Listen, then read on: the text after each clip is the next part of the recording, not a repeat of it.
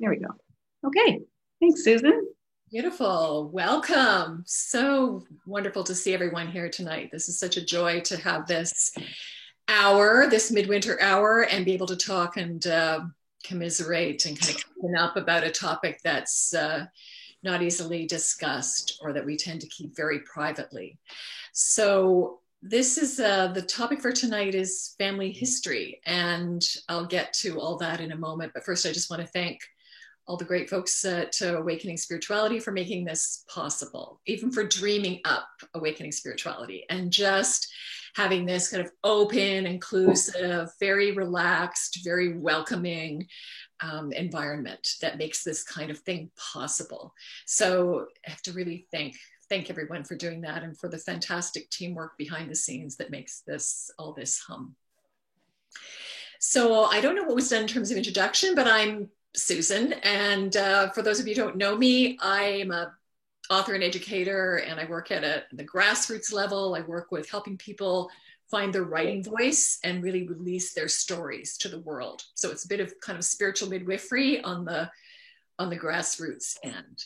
And then in the publishing end, I work with editors and literary magazines and publishers to try to get really quality writing out into the world and to change the conversation. So my passion is spiritual life writing. And what do we mean by that? And how can we just have really fresh, bold, powerful, nuanced, beautiful, arresting works that to kind of build a living library and to change the nature of the conversation about religion and spirituality, which is often kind of stilted, or we've inherited certain kinds of language, but it isn't always true to life, or it isn't true to our lived experience. So I'm crazy passionate about that. That's why I'm here.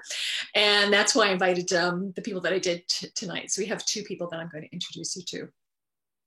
But before that, I'm just going to show you a couple of quick slides. Mary Jean, can you do a screen share for me? There you go. Is that enabled? Okay. Here we go.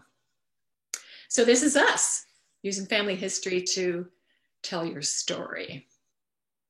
So spirituality is often seen as so private and personal a subject, like politics or something. It's often viewed as something that's just off the table. You know, we don't talk about it except in very restricted circumstances, or where we feel really, really safe. And it's okay to take some of that deeply private material public. So a topic like tonight about family history is kind of giving you permission to think about the backstory. You know, what are your roots? Where does your own journey start? What have you inherited that's come down to you? What does that legacy look like? What was your starting point? How much baggage is there? Who do you feel connected to? And it's a really interesting place to think about. Over the many, many years that I've been working with people, I've found that often it's impossible for them to tell their deeply private stories without backing up and talking about family, or talking about a family context that they're digging out from under something, or that they're trying to undo something. They're trying to recover something. They're trying to heal something. So I thought, what if we just have a bit of time together and we try to explore what that means? So in a lot of cultures, spirituality is so deeply linked to ancestors and to honoring one's place in relation to their forebears. And I guess the question is that true for you? So here are a couple of examples. In Indigenous communities, understanding and knowing your place in relation to the whole history of people who've gone before you is really critical. And this is a beautiful, beautiful quote I love by Linda Hogan. Walking, I am listening to a deeper way. Suddenly my ancestors are behind me. Be still, they say. Watch and listen. You are the result of the love of thousands. So there's a beautiful starting point. If you sit and write your story and you don't know where to begin, this is the kind of quote you can just sit with. You know, this, your cup of tea, your writing instrument, and it just gives you kind of permission to actually feel carried by all the people who have come behind you. Here's another one, celebrating your lineage, a deep sense of gratitude. This is a beautiful one too, by the Diné poet and speaker Norman Patrick Brown. I am the holy being of my mother's prayer and my father's song. You know, how many of us feel we could say something like that? Do we have a sense of real connectedness to our parents in that way? And then we come at it from a different point of view, and this is by Elie Wiesel, the novelist and Holocaust survivor. And in Judaism, memory and remembering is a sacred duty, but it's also a moral obligation. And he writes about this in such a powerful and eloquent way, and really calls us to account in order to remember and how important that is. He says, I decided to devote my life to telling this story because I survived. He's referring to surviving the Holocaust. Because I survived, I owe something to the dead. And anyone who does not remember betrays them again. So that's a really powerful moral stance, that those who've gone before us have suffered. Do we remember that? Can we understand that? Can we understand what it cost them even to carry life forward? We're here today because of them. And of course, this is a topic that we talk about a lot now. We're trying to come to terms with, what does this mean? Healing intergenerational trauma. And of course, to heal it, you have to become aware of it. You have to name it. You have to understand it. And again, in Indigenous communities, I mean, in Canada, this is so much a part of what we're struggling with as a country now, trying to understand the legacy of colonialism, the legacy of settlerhood, and what have we really people have suffered before us. This is by Richard Wagamese, the Ojibwe author and journalist. This is a hard quote to read, but it's something to remember.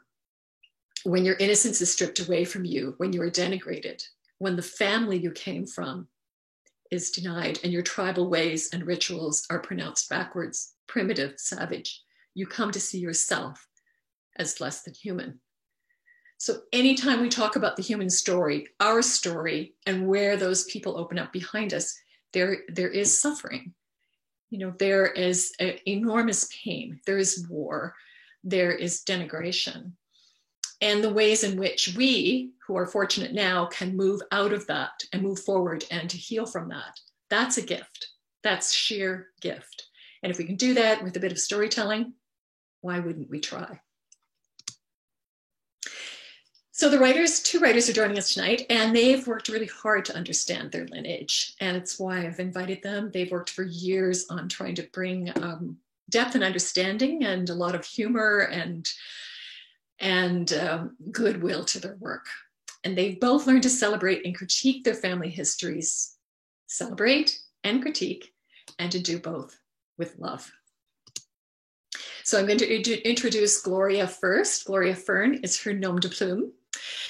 And because this is recorded, you'll be able to find this afterwards on the website. There's Gloria's email address, and you can go to her blog as well. And there's the cover of her book, Saved by Love, and she'll read from that in a moment. And the other person is Hamilton writer Laurie Sebastianuti, and her piece Seeing in 3D has just come out in a literary magazine called The New Quarterly. So you can Google Laurie at The New Quarterly, and this fabulous piece will come up. And you can visit Laurie at her website to learn more about her. So we'll talk more about what this means in a moment. Stop share. Okay, Gloria, where are you? Hopefully I can find you in this list of people to see. There you go. Can you spotlight the students? Or yeah, or even just if I can see Gloria, that'd be great. Okay, beautiful. Gloria Fern. Now, for those of you who are in another time zone or on another continent, you should know that both of the women that I'm speaking to tonight are Great Lakes, in the Great Lakes, right? We're in the Great Lakes Basin. I like to think that means we're all water women who have, Gloria is sitting at the tip of Georgian Bay, and something is flowing in Southern Ontario in the Great Lakes Basin these days, I would say. Good things are coming. So Gloria is a writer and a poet who's an activist. She has a deep history as a counselor, community organizer, and she's done astonishing things with her life. And her book, Saved by Love, just gives us a taste of what that's about. We first met really and talked in relation to Gloria writing her story from 2017. So I'm thrilled to see this book come out, and you're going to read to us from it tonight. Yes? Yes. Okay. Do you want me to read now? Yeah, just go ahead. You know what? Just read those 2 pages that I asked about, and then we'll start. But I want people just to hear, like you just set the tone with this. It's just 2 pages. Yeah, just go right into it. All right. Okay. Well, first, I want to say this book was birthed with lots of help from Susan Scott, and I'm so grateful. So, Saved by Love. Mine is a story of secrets, a story of chosen privacy in what at times felt like impossible pain, a story of mothers and daughters, a story of change and growth, a story of unconventional love. Mine is a story that offers hope, that reveals the surprising outcomes of self-love. In the theological language of my childhood, mine is a salvation story, born of the desire for wholeness in a patriarchal world of limited options and maximum control. Saved by Love is the story of daring to leave the safe world of convention, of knowing that I had to leave because if I didn't, I would die. The story that begins in a mulberry tree beside a sap-dripping maple takes the reader on a journey from early marriage to a good man who would be a good father to the children I knew we would share, to leaving to save myself, learning how to honor the me I had long suppressed. Readers of Saved by Love journey from the tight-knit world of East Zora Mennonite Church near Shakespeare, Ontario, home to a life of privilege and isolation, through scenes of hope and despair and unexpected healing, through marriage, divorce, coming out, the death of a partner, and community activism. The journey that begins in Ontario's agrarian south ends near the great open waters of Georgian Bay, where I now live with my 2 partners.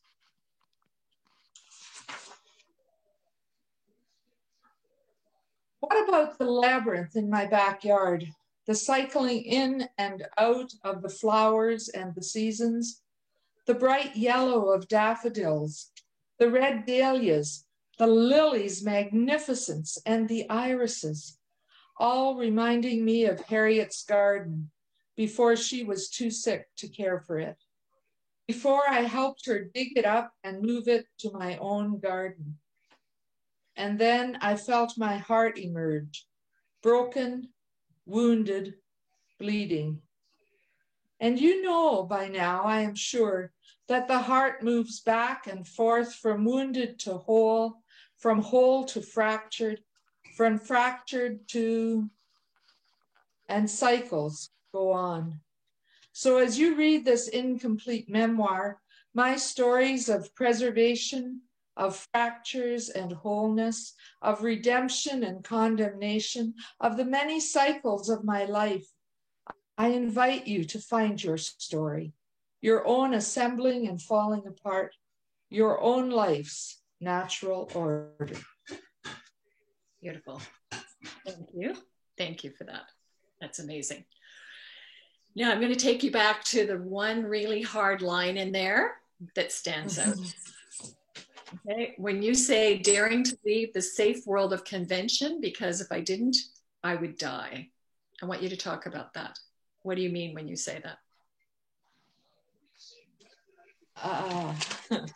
I mean, I would die. I think the safe world of convention in so many ways was a world that was safe, but not safe for my soul. Okay.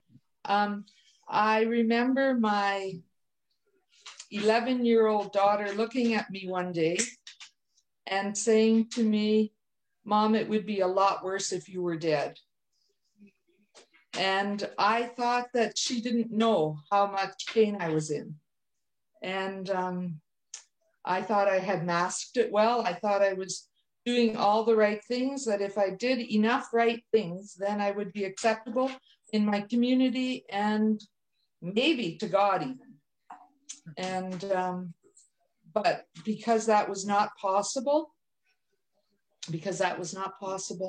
I was thinking of ways to end my life, both literally and also with the recognition that I would die spiritually. And I didn't want to do that. Yeah. So part of what you do in telling this story is talk about how you came to terms with that. That's right. Yeah. Yeah. Mm-hmm. It's a really, really incredible. So can you help us understand a bit about your background and what it means to have grown up? Talk a bit about your Mennonite heritage, because your family story and religion are completely intertwined for generation after generation after generation, right? Mm-hmm. So, but that's unfamiliar to most of us. So just orient us a little bit to that. That would be great. Well, I think, one of the things about growing up Mennonite for me, and any of you who know anybody who grew up Mennonite know that there are some commonalities, but there are many differences. And within the Mennonite world, as in any other spiritual community and any other world, there are different interpretations of biblical text as well as doctrine or dogma within that tradition.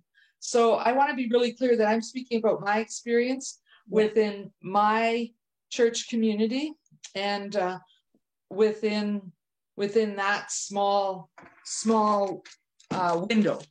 Mm-hmm. And that was a community that, I learned that community matters a lot, that community is really your salvation. And if you lose community, you lose salvation on a physical level as well as on a spiritual level. And so in thinking about leaving that would mean that I was leaving my heart, was leaving the place that I was rooted in. And that was my family was all Mennonite. My neighbors were Mennonite, except for the two Catholics, Lori, the two Catholic families. And then there were a couple Lutherans, but at the one-room schoolhouse that I went to for the first 4 years of my life, we all spoke Pennsylvania Dutch. Even the Lutherans and the Catholics learned it so that we could communicate with one another, and our English teacher did not understand us. Right. So my best friends were my cousins. We all went to the same church. All of our social events were within the church community. It was a cultural as well as a spiritual community for me. Right. So you're coming to terms with the fact that even though you grew up and you married young and you had 3 daughters, your inner struggle was a completely different struggle that couldn't be heard or couldn't be received in community. Can you just explain it a bit for us so we understand, like nuts and bolts, Gloria? Nuts and bolts of what couldn't what couldn't be understood. I think I didn't even understand. Exactly. that I was struggling. I didn't even understand that there was anything to struggle about, because everybody I knew was a part of this community, except for these few people who weren't a part of this community. And I knew I wasn't a part of their community, so there was no other place to belong. Wow. Okay. This was where I belonged. This was my home. And this is where I was going to get love, whatever love was available.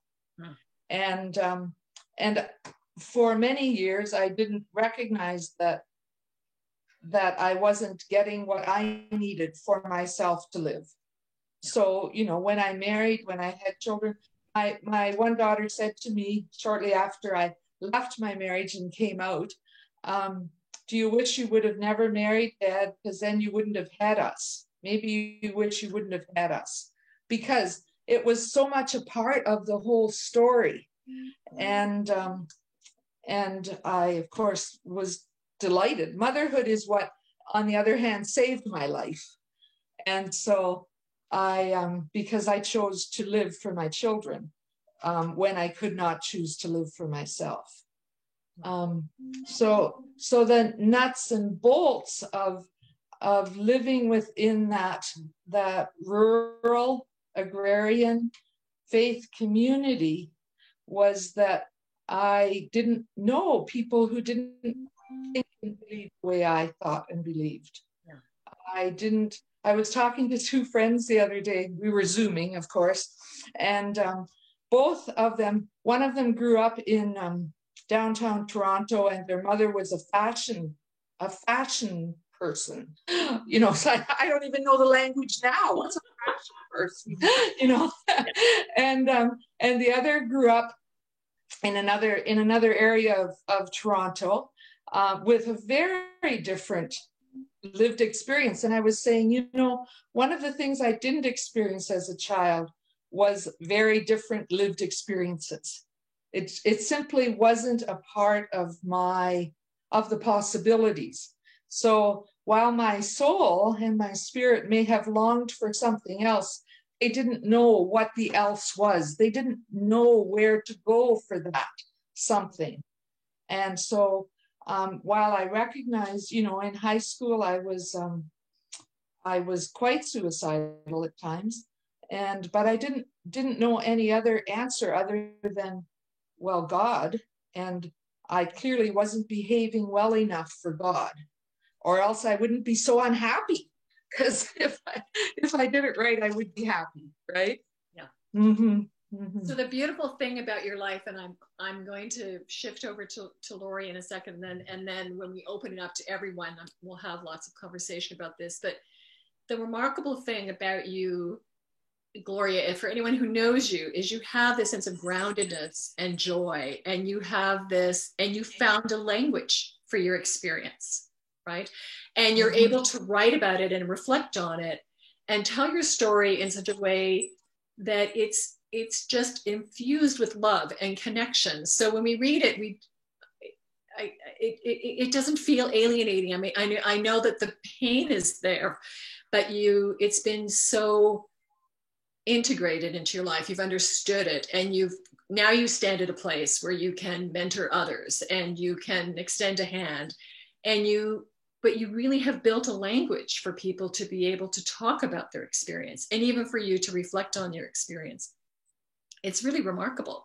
So I guess my last question to you right now is, what would you say to someone who is not in the place that you are, who is back there where you first began?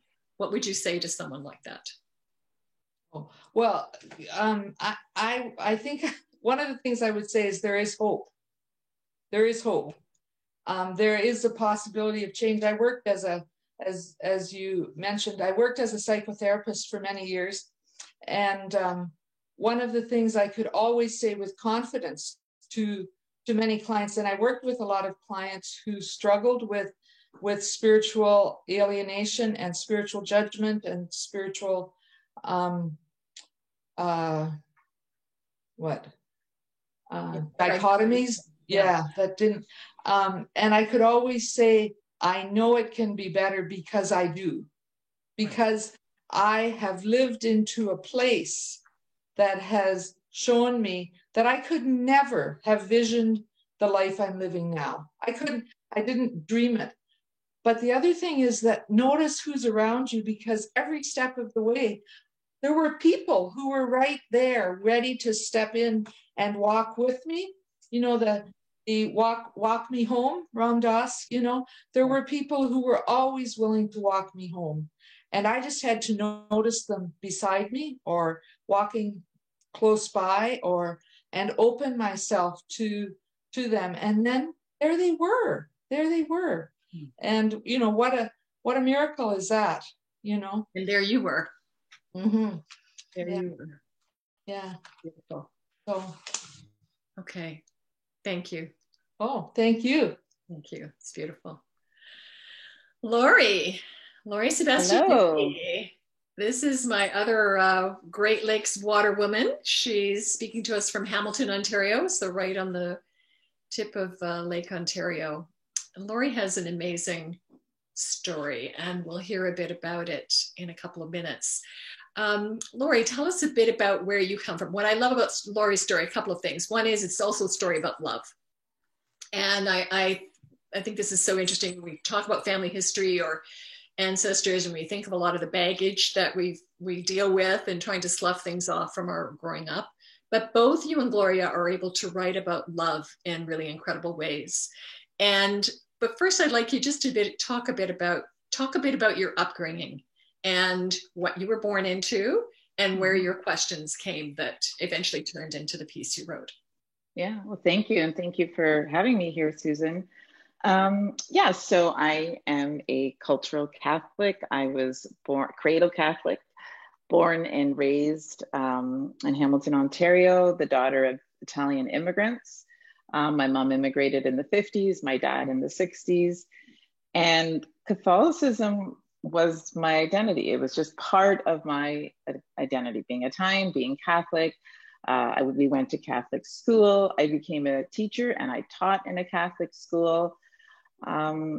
It was just my life. I couldn't even imagine not being Catholic. All of us with our long last names and our gold crosses and our dark hair, it was not really possible to separate. And we lived all amongst Italian Catholics. There were some Portuguese, some Croatian. It was all that I knew.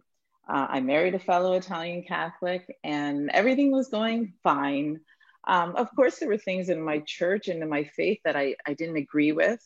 But I tended to focus on the more positive things, how my church brought me closer to God. And that's what I focused on. But I realized that was problematic because then it happened to me where I felt alienated from my church because after marriage did not come babies. After marriage came infertility, a long struggle and many years of trying to conceive children. And we ultimately needed help, which, we were fortunate enough to get, and we did conceive 2 beautiful sons. After my second son was born, I found out that the church does not support assisted reproduction. And at first I was surprised because I thought, well, this is creating life. But then I realized that the church has a lot of teachings on the bedrooms of Catholics that creep into the bedrooms of Catholics. And why should I be surprised? I really shouldn't have been surprised. But I didn't know it. And I don't think knowing it would have changed what we did because we have no regrets and we have beautiful children and also the journey. I mean, that was true, in our case, true love to get to these 2 kids. So when I realized it, I was deeply disturbed by it and bothered by it. And I thought I have to get this out. And so I couldn't talk to anybody. I mean, a few people, my parents, they knew, but, they were just like, don't let it bother you, but that's not who I am. It festers and I needed to get it out. I needed to write about it. I needed to process it in this way. And so I did, but it was hard. And the way that I was able to write about it, well, I read your book, Susan, and I saw that other people were writing about things that were challenging when it came to faith. So I thought, okay, if they can do it, I can do it. And also too, I needed to find a community. Like Gloria was talking about, community is everything, and community is everything, but I couldn't find it amongst Italian Catholics in my community. Because there was so much shame with infertility. And then the church's teaching just added more shame and more stigma. And so I thought, well, I can't go there. Where can I go? And I actually went to the internet and I went to Twitter, Catholic Twitter. And I found all these amazing people, lay Catholics, clergy, and writers who are staying in the church and who are trying to work within the faith to try and better it. And for me, it was never even an option to leave because, like I said, it is the way, my church is the way for me to God. I don't know any other way. We're raising the kids in the faith. That's how much we believe in the goodness of the church. But when it came to the things that we didn't agree with, and not just what affected us, so many teachings that we didn't agree with. And I think what we realized, and what I realized through my writing, is that the teachings didn't match up with lived experience of Catholics. I mean, it's all fine, you write it in a book, but what happens when, you want to conceive a child using assisted reproductive technologies, if you're infertile, if you're LGBTQ, like what are our options for sex? For some, sex is not even the option. So, so that was where I was really grappling, but there's others out there, and I really found like, okay, they want to stay, they're working within their church, and that's what I want to do. And I want to do it with my writing. So, yeah, that's a bit about my story. So what you do in the piece that, and I'll get you to read from that for a minute, and then we'll open up to discussion, is it's a really interesting journey, because you talk about essentially coming to the realization that you were sort of seeing in 2D, like you were living a shallow faith. Essentially, that's right. Just kind of going along, like, hey, this is who I am, this is where I come from, this is what we do, this is what we think. I'm a teacher, 10 years struggle with IVF, 2 beautiful children, but that's not who you are, right? Essentially, you're like, that's not who I am. No. And so the search for something deeper, authentic, and truth-telling. And absolutely. I would call you like a faithful dissenter, right? The person who's going to stay with the tradition, but is going to raise her voice around justice and mercy and truth-telling and solidarity, and really building community that way. And then you write this beautiful piece that basically describes that whole journey, and it's full of humor and playfulness and sexuality and your family history. Like, it's a beautiful intertwining of all of these things. It's quite an amazing what you've done with that. So writing that piece was important for you.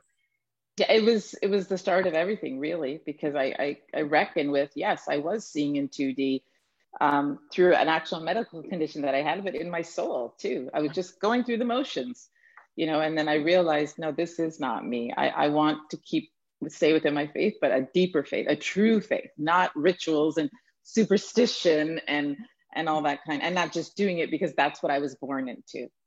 That's fine. That was the starting point, but I'm moving beyond that. If I'm going to be a Catholic, then I want to see a church that reflects the values of the gospel, which in some cases I'm not seeing at all.